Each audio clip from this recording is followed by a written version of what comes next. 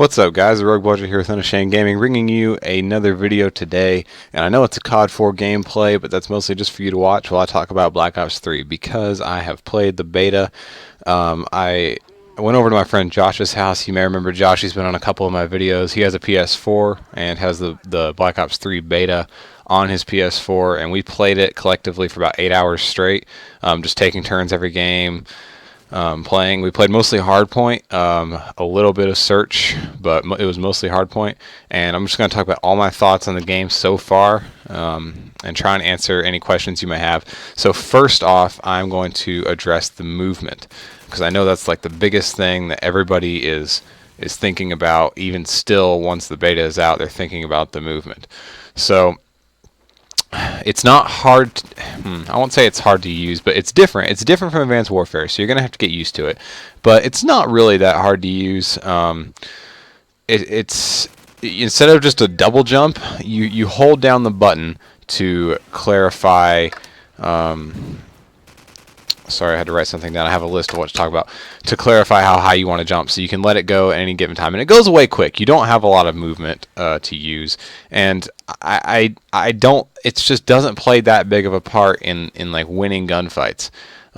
It's definitely useful for moving around the map. It's definitely useful for getting to different places, but I only got killed by a guy because of movement like one time, and that wasn't necessarily because he used movement. It was more or less because I didn't really understand the area of the map I was in, how wall running worked and stuff like that at the time, so he was able to get kind of around me and shoot me.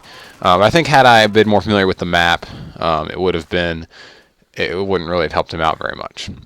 I will say movement, it can be used to your advantage, but it's more or less a skill-based thing on how well you use it.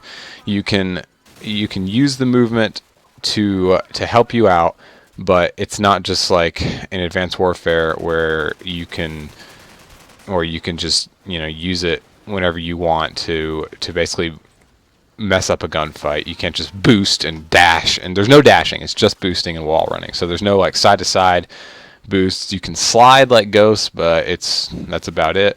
It's much more skill-based movement rather than just random movement, and I think it's great. I think it's obviously we couldn't go back to no exo type movement at all.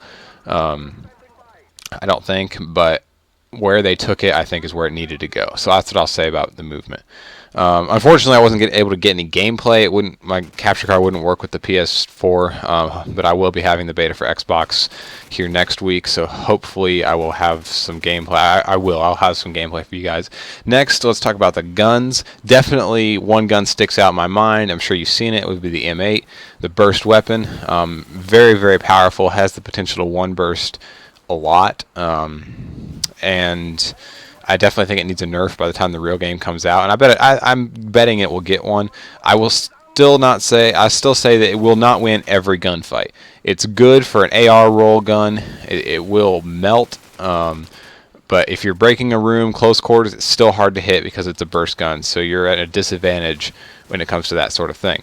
Now, in addition to that, there's an AK type weapon, just a good solid automatic AR, has pretty good kill rate, and the Razorback, which is the sub, it's probably the best sub, but again, they aren't very overpowered. They're a little melty. Well, the Razorback can be a little melty, but for the most part, I think it's about balanced.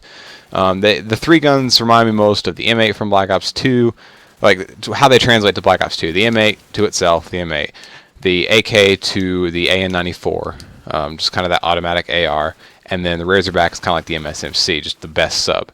So a little tweaking may be required there, but as far as that goes, it's not that bad. Snipers I didn't really use any snipers, but I had contact with about 2 of them.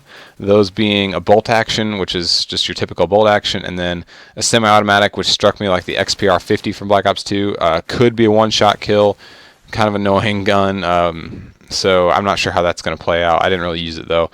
Spawns were a little messed up on a couple. There's only 3 maps. And a couple of the different hard points, depending on where the hard point was and where your team was, the spawns would just not flip, and it was kind of annoying. But like I said, it's a beta. I'm sure that'll get tweaked.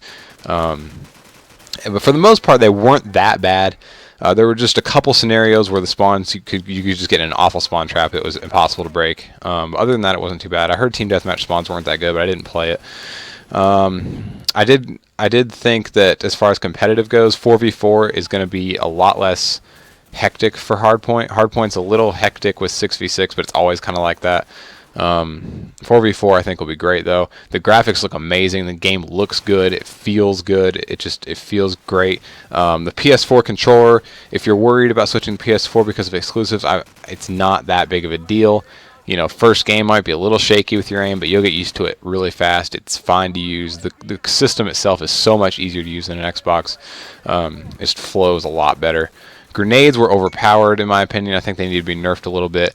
As they are right now, it makes Flak Jacket rather necessary for games like Hardpoint or objective game types.